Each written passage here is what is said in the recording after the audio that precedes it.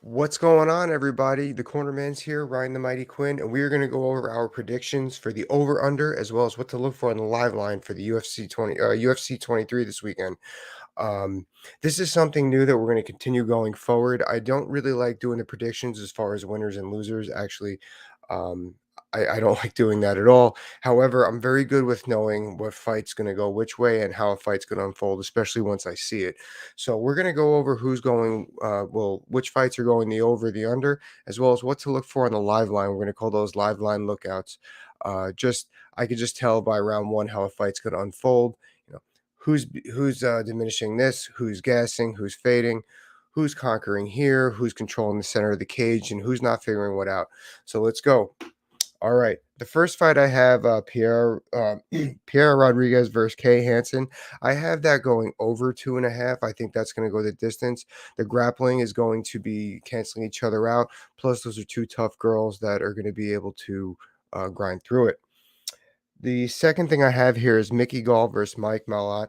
That one's a little bit more difficult. However, I think that one's going to go under. I feel like somebody's going to slip up there and then we're going to see a finish. Now, that being said, that's all one of my live line lookout fights.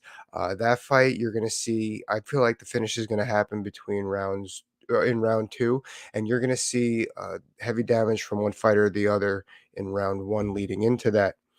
Now, what do we got next here? Oh, Jairzinho Rosenstruik versus Marcin Tybura. That is going under. Those are two big boys that someone's going to knock the other person out. That is going under 2.5 rounds. You could put that down. Mackenzie Dern versus Tisha Torres. I have that going over 2.5. I don't see anybody getting finished in that fight, mainly because of Tisha's style versus the grappling. Tisha's not easy to get taken down. She's very good with cage poise. I know Mackenzie, I'm pretty sure, is a slight favorite, but if you've seen the fighter she's lost to, Amanda Ribas, and I forgot the other lady's name, very similar styles to Tisha. She's short and stout, hard to take down, and she's very good at nullifying grappling. That fight I have going the over based on that, as well as that's another one of my live line lookouts. Take a good look at how the first round goes in that fight. I think it's going to predict how the fight goes the rest of the way.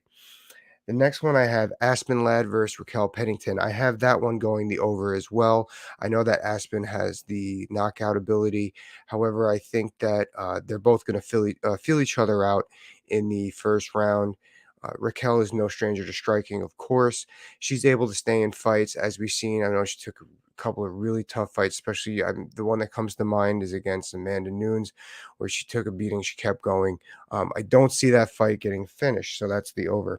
Gilbert Burns, Hazmat Chimiev. I have that fight going the over as well. I think that Burns is just too tough. I do feel he's going to see himself getting controlled, but he's got great jiu-jitsu that's going to keep him safe. You're going to see that going over a round and a half for sure. Um, and then in the two title fights, I got uh, Jan versus Sterling.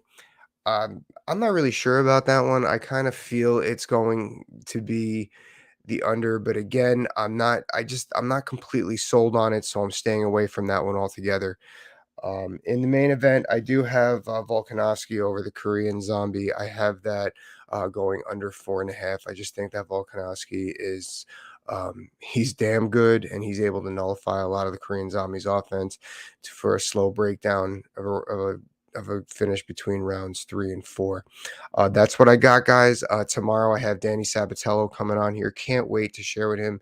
He's awesome.